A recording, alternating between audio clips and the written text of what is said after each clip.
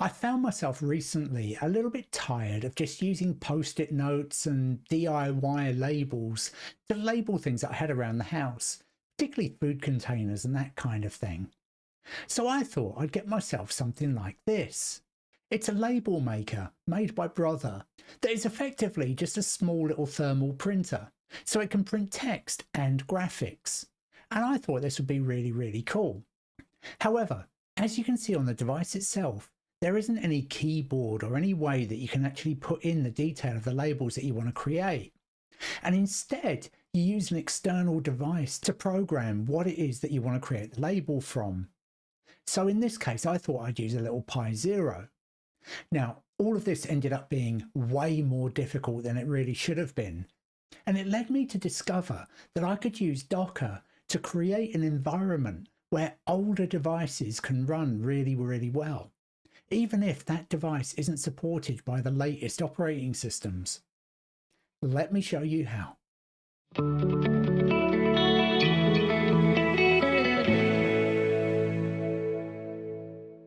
Hello once again, Pi geeks and techno nerds all around the world.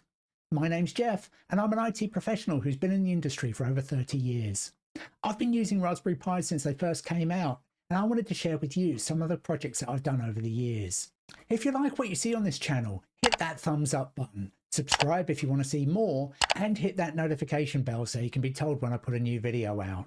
Let me know in the comments how you get on with this project, and if you've got any ideas for projects you'd like to see me do in the future, put those in there as well. And just on the subject of comments, I just want to give a real big shout out to Imamadov, who left me this wonderful comment. Sometimes just these little simple things really just make my day and make everything worthwhile. So once again, I just want to say thank you to everybody who leaves comments and suggestions on the site. It really helps me out and it brightens my day. But now let's get back to today's project. Okay, so as I said before, I picked up my label printer, but that doesn't have any built-in way for you to actually define the labels that you want to print. You have to do it from an external application. And that's fine. I went off to the Brother website to find out what different types of machine I could use to drive it. Now, their website is frankly pretty awful, but I found this download section here, and under Linux, I found that there was Raspbian available. Now, this made me a little bit nervous because the Raspberry Pi OS hasn't been referred to as Raspbian in a good while. And indeed, if I select one and then come down to OK, it shows the description as being for Raspbian Jessie. Now, this is a really old version of the Raspberry Pi OS. And as you can see there, the release date for this was back in 2017. They haven't released any updated drivers for it since. But in itself, this isn't necessarily a problem. We can make use of Docker to create a little sandbox version of any runtime environment that we want, so long as there is a base image available for that particular environment. So I gave that a go. What you can see here is the Docker file that I created to try to set up this environment. As you can see, I'm using a Raspbian Jessie image as my base. Now, if you hunt around, you'll find base images available for pretty much every different version of Raspberry Pi OS, all the way up to Bookworm. This gives me my basic runtime environment that I can then build up from. I then brought the system as up to date as I could, given it's a very old version of the operating system, so there are limits as to how recent the packages will be. I then installed the Linux printer subsystem called Cups and USB utils that lets me interrogate USB devices. Now, this file highlighted here is the driver package that I downloaded from the Brother website. And this line in its entirety just adds that into my Docker container. I then installed that package, added the relevant configuration files, and created a small script that would start up dbus, the Avahi daemon, and the Cups subsystem. In order to be able to administer printers and make use of them, I had to add the groups LP and LP admin to my root user, And I found that I had to make some permissions changes to the /tmp directory to allow temporary files to be successfully created. Equally, I found that I was getting an error thrown by the system when it was trying to access the actual driver file for my printer. So I had to modify the permissions here. And then I set the entry point for my container as being the little script that I wrote earlier. And this is that entry point file. As I mentioned previously, all it does is start up dbus, the Avahi daemon, and the cup subsystem. And I then just make the script run around in a loop so it doesn't exit. This will keep the Docker container alive. I can then build the container with this command here, docker build --rm, so that it cleans up intermediate containers as it goes along. I provide a tag for my container so I can just refer to it by that name later. I tell it the name of my Docker file, and then I point it to the current directory. Now that's built, we can run it, and I like to use Docker Compose for that. So let's take a quick look at the Compose file that I wrote. In here, I give my container a name, and it will show up as that in a docker ps-a command. I point it at the image that I want to run, and this is just specifying the tag that I used in the docker build command line earlier. I then pass through my USB devices. /dev/usb/lp0 is the device name for the printer itself, but I also found I had to pass through the entirety of /dev/bus/usb. There's quite a hierarchy under there, so ultimately the container did have access to all of my USB devices. Similarly, in the volume mounting, I had to also give my container /sys/bus and everything underneath that.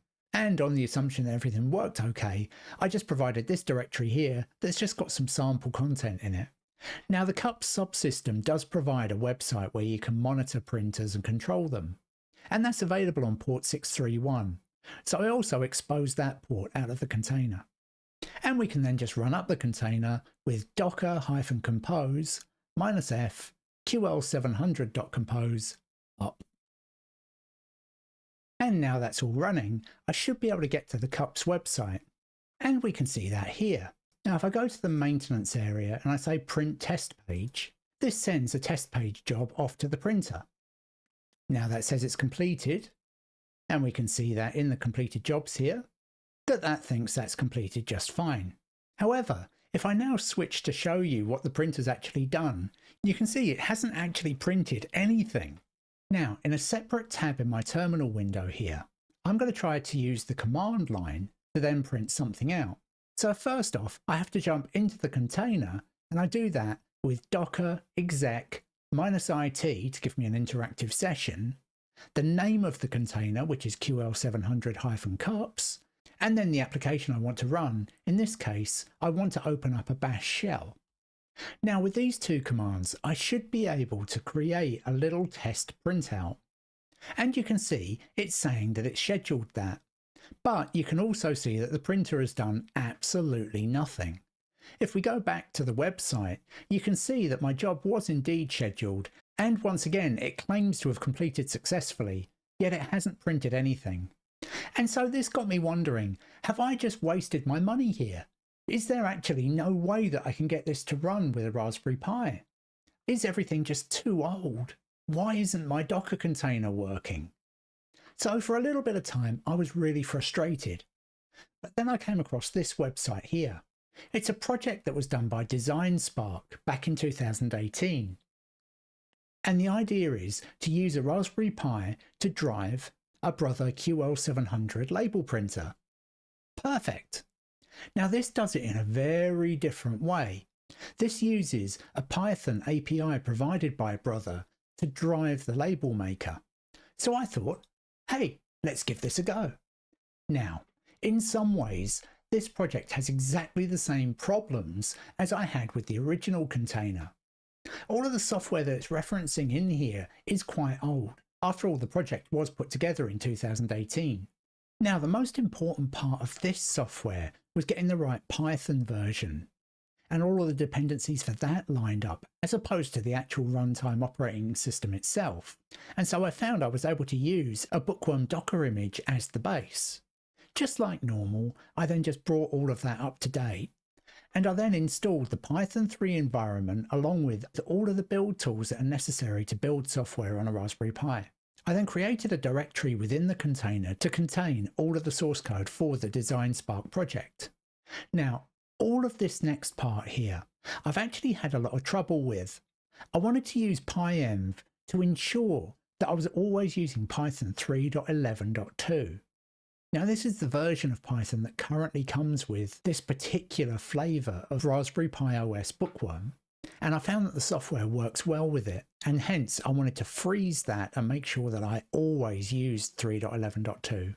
However, I found when I got to this line here, where it actually tries to install that version of Python, for some reason, the whole build process ended up taking up all of the resources on my Raspberry Pi and exceeded the amount of available memory.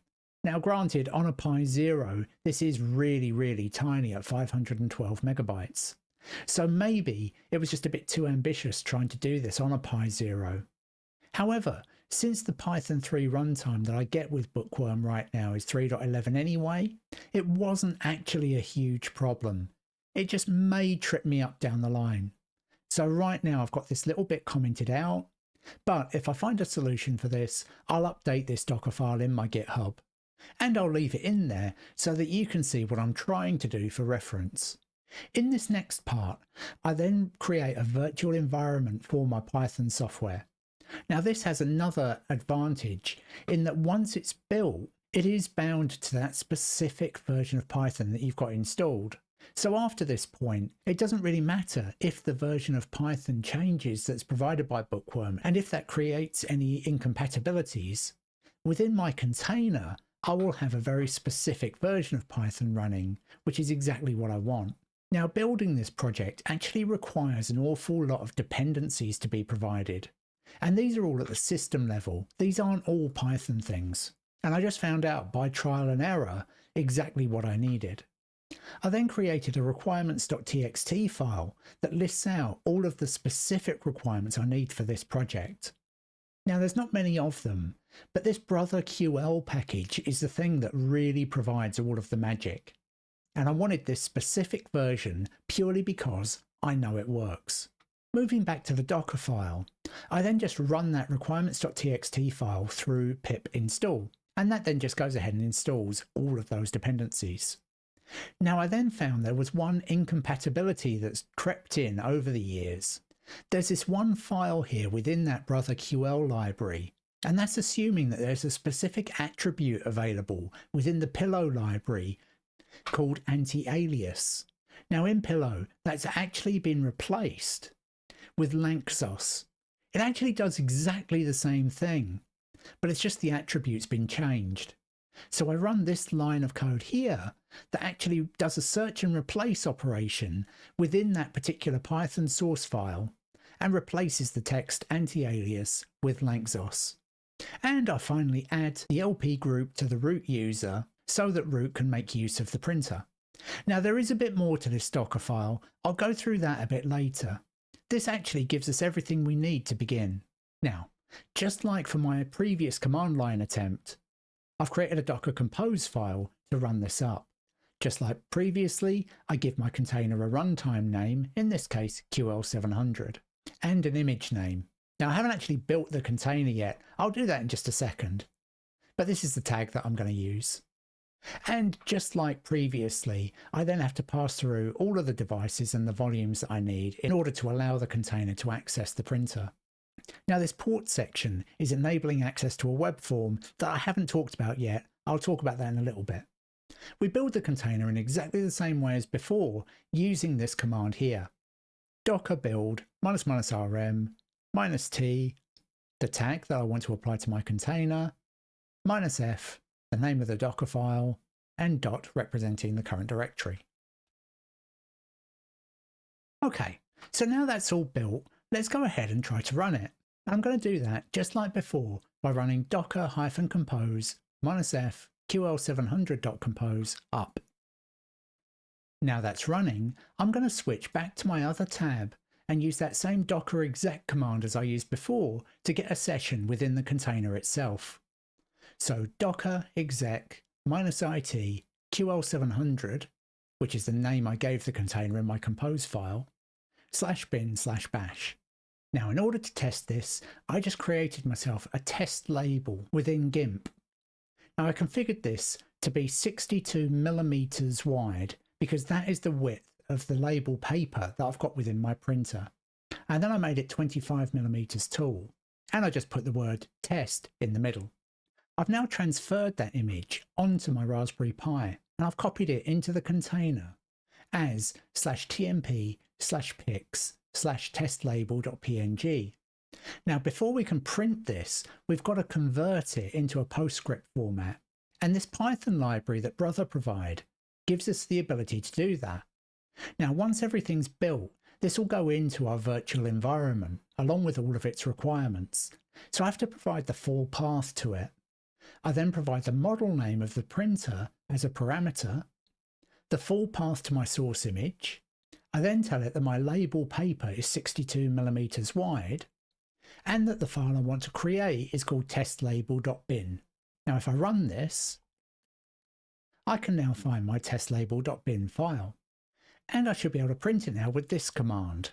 Just like with the brotherql create command I used just now, the brotherql print command will be inside my virtual environment, so I have to provide the full path to that.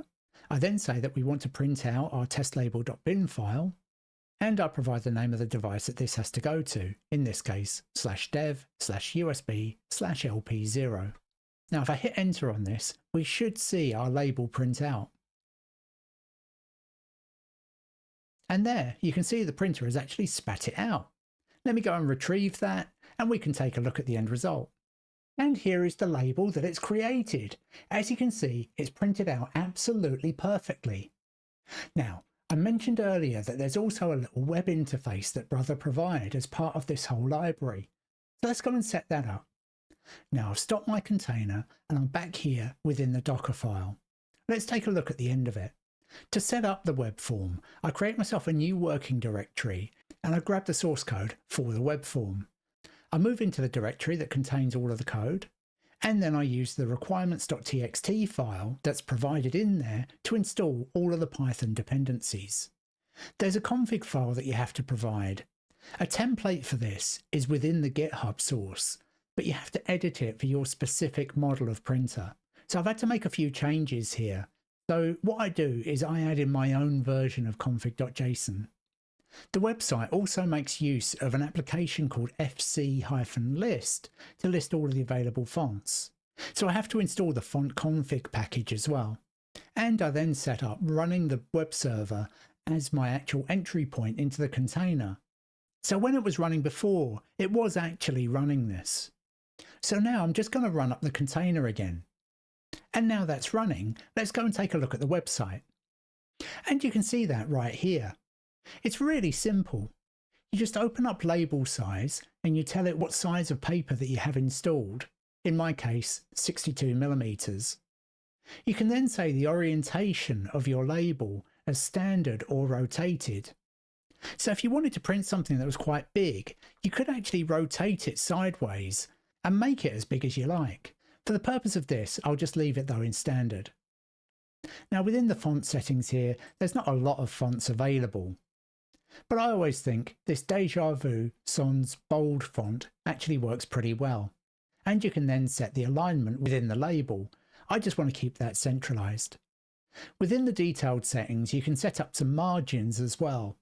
I'm just going to leave those as default.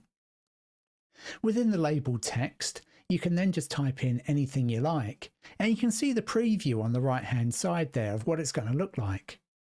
Switching to this view where we can see the printer as well, if I now just hit the print button, you can see it prints out the label. Again, I'll just go and grab that so I can show it to you. And here's our label. Again, it's worked perfectly well. Now, this website provides a really nice and easy way that I can use to create new labels. And because it's running inside the container, now that container is built, everything inside it is frozen. All of the environment, all of the versions of software. Unless I build the container again with different versions of the underlying packages, I can use this container anywhere and it is guaranteed to work with my printer. It doesn't matter if Raspberry Pi OS bring out a new version. As long as it supports the ability to run Docker containers, I can just run up my container and it'll work. The only thing that would break it is if USB support was removed from the Raspberry Pi entirely. But let's face it, that's not likely to happen anytime soon. And just to put it through its paces a bit, I did try printing out some graphics as well. And here's what it did with my Jeff's Pie in the Sky logo. It did really well. It's come out very nicely. So I'm absolutely chuffed to bits with it. Now, throughout everything in this video, it's been very specific to that particular printer that I was trying to work with. But I hope you can see that you can use this technique of creating yourself a Docker container whenever you're in a situation where you've got a piece of hardware that's got some very specific requirements to it in terms of its runtime environment. This is particularly true for older hardware, where new drivers may not be provided by the manufacturer anymore. If you can replicate the runtime environment that it requires within a Docker container, then you'll have a lovely little sandboxed environment that you can use on any machine to interface with that hardware, and it will just always work. But through this, you don't ever have to hit that horrible realization where you just have to throw your device out because you know you can't use it anymore. But that's it for this video. Once again, if you like what you see here, please hit that thumbs up button, subscribe if you want to see more, and hit that notification bell so you can be told when I put a new video out. Let me know in the comments if you're able to resurrect any old hardware using these kind of techniques using Docker containers. And if there's any other projects that you'd like to see me do on this channel, put those in the comments as well. Thanks so much for watching till the end, and until next time, bye for now.